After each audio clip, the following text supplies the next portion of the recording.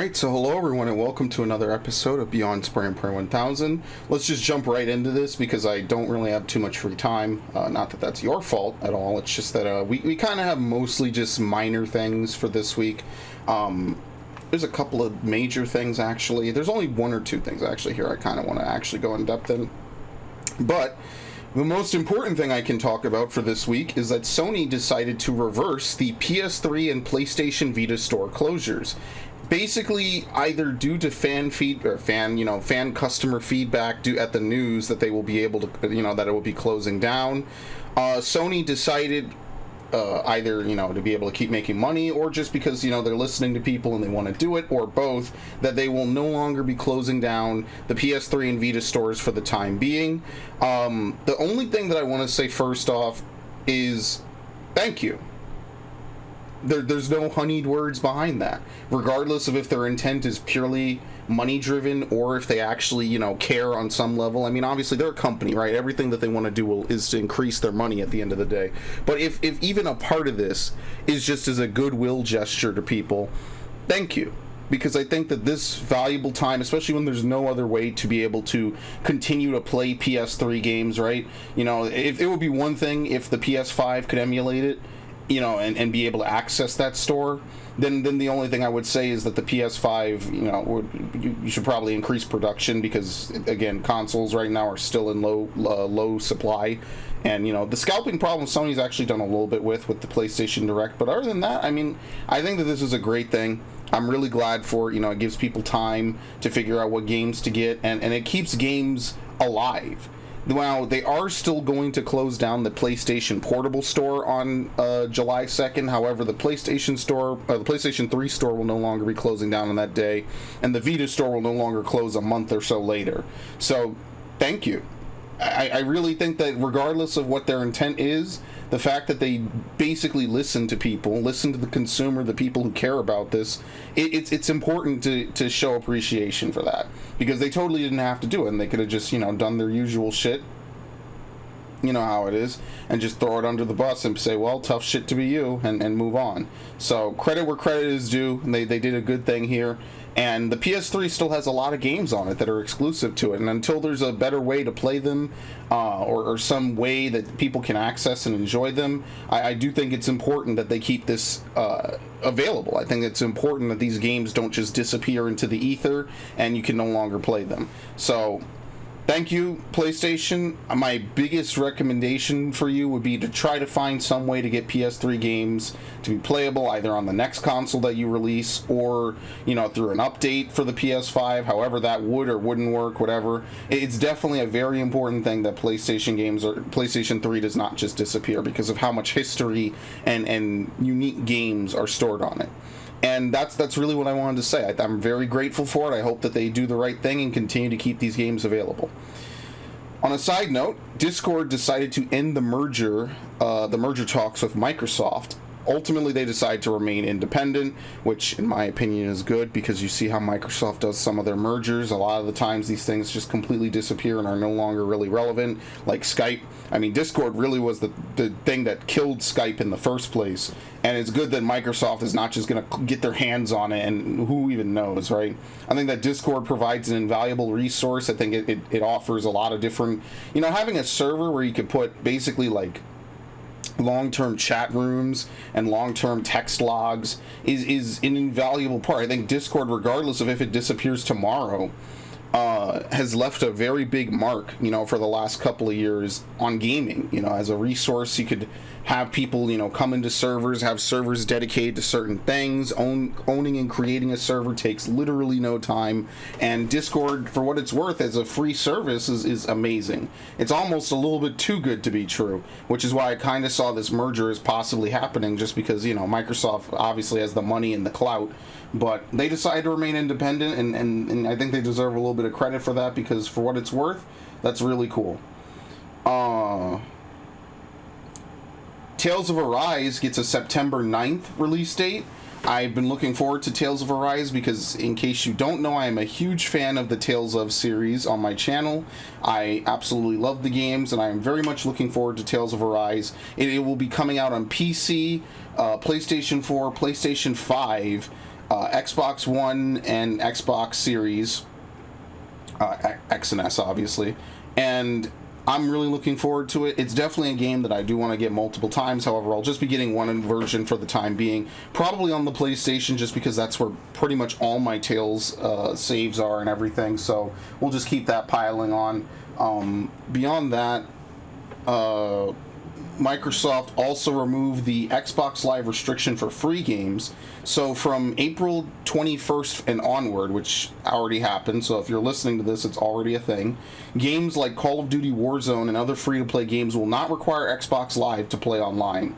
Now, this is a very good thing, just because, if you don't need to pay for the game, why not just be able to play? I think that it's a no-brainer, and I'm surprised it took them this long to get to this step, but it's good enough.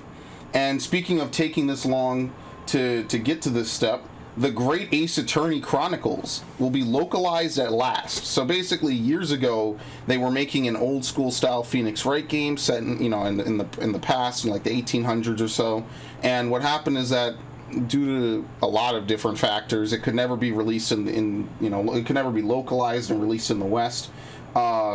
Pretty much, I think one of the reasons is definitely the Sherlock Holmes character, because they are very, very anal about how they let that license get used and pushed around. And it will be localized at last. It will be available on July 27th, 2021 for Steam, Switch, and PS4, which is pretty cool. On the flip side of other games coming over, we have Ubisoft avoiding Splinter Cell because they want to do something novel with it. And development teams also are kind of worried that they might let down fans, because fans are so passionate about Splinter Cell, they don't really want to mess it up. So, I mean, on one level, it's kind of like the Captain or the F-Zero thing from from last week that we were talking about.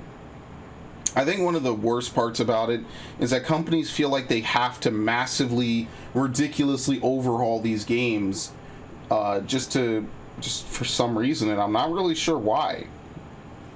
I think a lot of people might want a couple changes here and there, definitely something to mix it up, but I don't think that these games need to completely overhaul their identity. I think a lot of games, they have their natural course. Splinter Cell, obviously people have been asking for a new one, so it's clearly not played out. There aren't very many stealth genre games left. After Metal Gear has basically been permanently shelved, Splinter Cell has gone on an indefinite hiatus and just appeared in pretty much every other Ubisoft game, like Rainbow Six and Ghost Recon.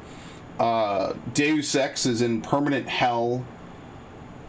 Cyberpunk was a very, very big disappointment on a lot of levels. There's not a ton of stealth games. Stealth is more of an aspect of some games, right?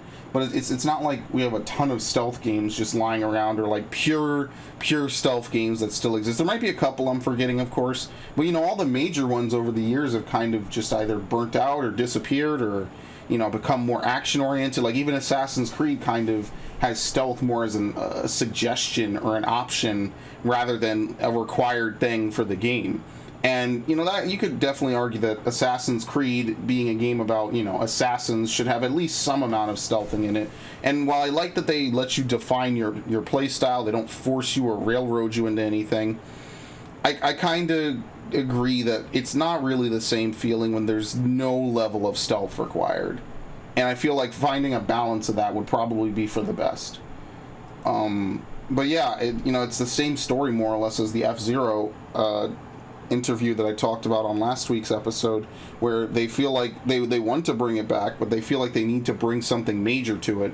But I mean, like maybe Ubisoft isn't as guilty of putting out very similar games as Nintendo. I mean, Nintendo has damn near been putting out the same games for the last 30, 40 years almost at this point. But, you get to the point where it's kind of like Mario's 35th was literally, last year, I think, for America? I'm pretty sure, right? 1985, 1983, something like that. So we're definitely Mario is over 35 years old at this point. Like, nothing wrong with it, still getting going. I respect it, right? A lot of Nintendo's franchises have staying power, but Ubisoft and specifically Splinter Cell also have that. And I really think that, maybe it's not as big, obviously, but I really think that they need to they need to figure that out. I think that would be for the best. And other than that, I don't really have much to say about it because I kind of like Splinter Cell. I thought Blacklist was average, but I mean, you know what? It was better than. Well, it was better than some games I played. There was a period of time on this channel where I pretty much would play anything, and I'm glad that that era is mostly over. Alright. Moving beyond that, Jeff Kaplan will finally leave Blizzard after almost 20 years. And despite, this is going to be kind of a heel turn a little bit, because I've talked at length about Jeff Kaplan and his design decisions for Overwatch. But one thing I have to do is I really do have to, I hope this does not play audio. Let me mute the tab. Thank you. I really am kind of sad that after, well, it's 19 years, but 20 years is, I'll just round it up. He greets everyone with, "Greetings, Overwatch community. I am leaving Blizzard Entertainment after 19 years. It was truly the honor of a lifetime to have the opportunity to create worlds and heroes for such a passionate audience. I want to express my deep appreciation to everyone at Blizzard who supported our games, our game teams, and our players. But I want to say a special thanks to the wonderful game developers that shared in the journey of creation with me. Never accept the world as it appears to be. Always dare to see it for what it could be. I hope you do the same. GG, Jeffrey Kaplan."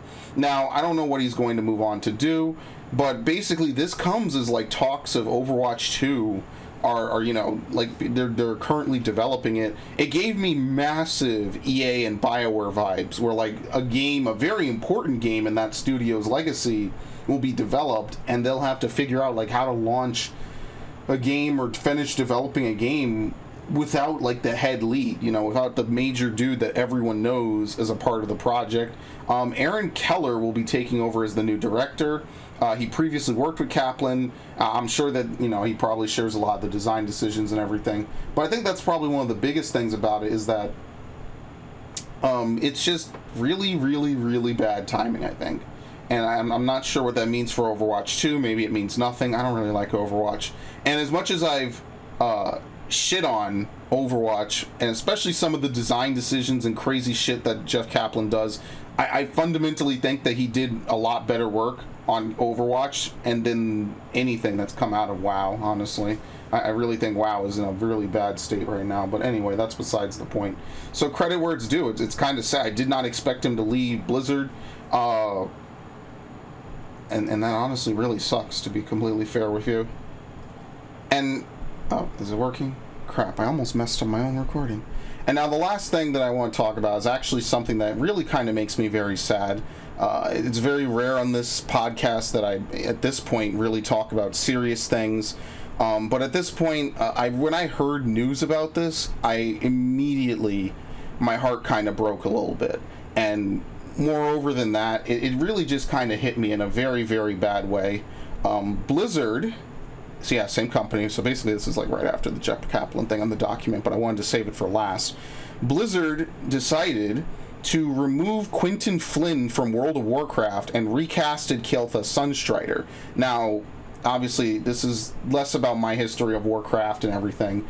You've probably already heard it. If you haven't, I'm a big fan. I loved Warcraft 3, and Kael'thas was one of my favorite characters in that game, and Quinton Flynn is a pretty reasonably big voice actor for video games and anime in English. He voices a lot of characters like Aruka Umino from Naruto, Axel from Kingdom Hearts, Kael'thas from Warcraft, and basically I'm specifically going to quote Niche Gamer and Bounding into Comics for this. So do I have the window visible? Let me let me make sure I do this correct without totally destroying the video. Why did it not even become visible? That's not great. What the fuck? Hold on. Why is this not doing the thing I want it to do? Man, I hate using Opera Window. Opera Window as a source is sometimes like really fucking terrible. Thank you. Basically, as you can read, because I'm assuming you can read, which I don't know how you're here if you're not, Blizzard Entertainment have replaced Kael'thas's voice actor Quinton Flynn in World of Warcraft, likely due to allegations of sexual misconduct, despite a judge ruling the allegations came from an obsessive stalker. Flynn had voiced Kael'thas Sunstrider until patch 9.1, which is the first patch of Shadowlands, where his old lines in The Burning Crusade. Do you know how old Burning Crusade is? I was in middle school when Burning Crusade came out. They purged this man right the fuck out of this game, going as far back as like 10 years or more. You could find a comparison video. We're not going to watch a comparison video. This is a Niche Gamer article, so you could probably find it. It really fucking hit me really hard when I read it. The reason for it is likely due to recent allegations of sexual harassment. I'd like to really point that out. Fucking allegations. Allegations. Not even an accusation. I'm sorry, not an accusation. I'm sorry, not a conviction. Not any of that. The judge, even as it's set up here, the judge literally ruled basically in his favor that this is not his fault. In fact, someone is fucking with him, and they still removed him from a pretty prominent role. Kael'thas literally returned in this game, in this patch. Like, he's been gone since Burning Crusade, more or less. You know, I'm sure there's a couple of lines here or there, but he's been absent from the story until now. And yeah, they removed him because and the Bounding into Comics article has it a bit better, but basically this Beware of Q Flynn came out basically fall of last year. I didn't hear about this last year because it was a very under the rug sort of a deal. It wasn't really talked about. It wasn't, I did not see it anywhere. And he was very quiet about it. He didn't say anything. And of course they're protected. Of course they're gone. You know, they say they didn't want to bring him to justice or accuse him of anything, but he has alleged they have conversations, clips, and all this stuff, supposedly, and he finally had to talk to it. He was in a relationship with her, and basically it's a case of a jilted ex. You know, he flat out probably had some sort of contact with this person, and she went fucking crazy about it. And as you can see here, they don't want to bring him to justice. They don't want to accuse him of a crime, but the damage, regardless, is still already done. And they took it to court.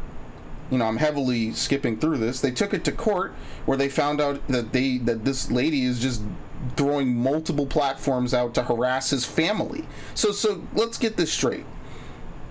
This dude is getting harassed. His family is getting harassed. You know, the person behind it admits that they don't even want to show up or do anything, and they don't want to take him to task or bring him to justice or anything. They just basically wanted to more or less slander him and stalk him and destroy his career, and they have basically succeeded in doing so. He was removed from No More Heroes 3. This was actually announced, which is one of the things in the next article I'll show, and in World of Warcraft they stealth patched him out. And no one knows who the new voice actor is. I mean, obviously, the new voice actor is just doing a job, filling a role. I don't have anything against him. But, you know, they didn't even announce it. They unceremoniously have discharged this man. Oh, and also Raiden from the Metal Gear series. Like, it's actually disgusting. So if we go over here to the next article, you know, it talks a little bit more about it. They talk about a veteran voice actor, Quinton Flynn, has been replaced as the voice actor for Kael'thas after accusations of sexual misconduct were leveled against him by an ex-girlfriend. Accusations which have since been found by a judge, so in a court of law, to be completely unfounded. And here's the actual tweet. It's archived because I think, as the last article said, it's protected, which means I think you can't see protected tweets. If not, you can't respond to them. I'm not like a big Twitter user, so I can't really talk too much about it. And you know, they posted all this extra stuff, but the judge found in his favor, and they'd already done it. He lost 2 prominent voice acting roles. They sent it to literally everyone. Fucking Albert Wesker. I don't know if him and DC Douglas have like any sort of friendship or whatever, or if they're just sending it to anyone they can.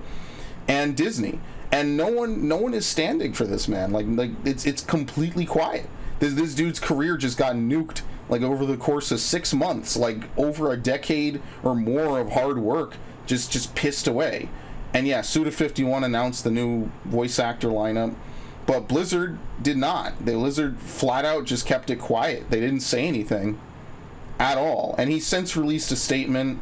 The person responsible for this account, Kristen or Chrissy Rose, is someone with whom I had a very brief virtual relationship in the summer of 2019. This relationship, while conducted entirely online, as we never met in person, was 100% consensual. I have never accosted fans for explicit images or conversations, nor have I ever groomed anyone. Any other label accusation as perpetuated by Kristen are patently false.